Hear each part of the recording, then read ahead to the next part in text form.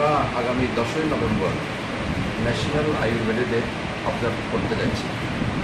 সেটার উপলক্ষে আজকে 5ই নভেম্বর রবীন্দ্র শতবার্ষিকী ভবনের প্রাঙ্গণ থেকে শুরু করেছিলাম আমাদের এই শোভাযাত্রা। শোভাযাত্রাতে সামিল হয়েছেন আমাদের যে সমস্ত আয়ুর্বেদের উপরে বিশেষজ্ঞ ডাক্তার রয়েছেন, যারা ফিল্ড লেভেল অফিসার রয়েছেন, কর্মী রয়েছেন, এবং আমাদের স্টেট আয়ুষ মিশনের যে সমস্ত কর্মী বন্ধুগণ রয়েছেন, সকলে উপস্থিতিতে এটা আমরা ওখান থেকে শুরু করে রাজবাড়ির প্রাঙ্গণ, তুলসীবতীর প্রাঙ্গণ এবং কামান জমনি হয়ে আমরা আমাদের এই স্টেট আয়ুর্বেদ হসপিটালে মিলিত হয়েছি। এটাতে আমাদের মূল উদ্দেশ্য হচ্ছে এই বছরের যে ভাবনা, সেই ভাবনা হচ্ছে আয়ুর্বেদা ফর অল। সেটাতে আমরা এবার বিশেষ করে জোর দিয়েছি যারা কৃষক বন্ধু রয়েছেন, যারা স্টুডেন্ট রয়েছেন।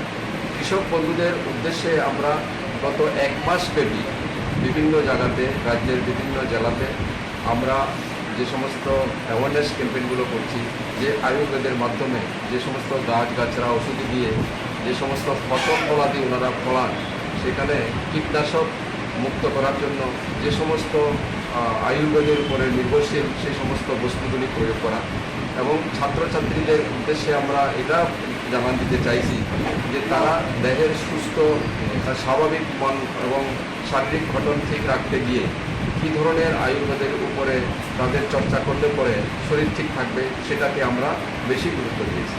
এবং আমি স্টেট আয়ুষ মিশনের মেম্বার সেক্রেটারি হিসেবে আমাদের রাজ্যের সকল জনগণের কাছে আবেদন রাখছি, তারা আমাদের যে অ্যালোপ্যাথিক রয়েছে, অ্যালোপ্যাথিকের পাশাপাশি আয়ুর্বেদটাকেও যাতে একটু গুরুত্ব দেয়।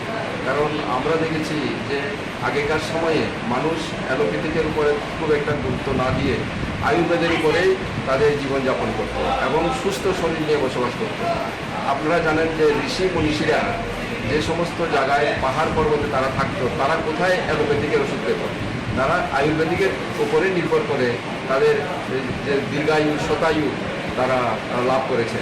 তো আমি মনে করি যে আমরাও যদি এই আয়ুর্বেদকে আরও একটু যদি প্রসার ঘটাতে পারি রাজ্যে এবং আমাদের ভারতবর্ষে তথা বিশ্বেও যদি আমরা যদি এটাকে একটু প্রচলনটা করাতে পারি, আরও ভালো হবে এবং মানব সভ্যতার আরও বিকাশ করতে বলে আমি মনে করি।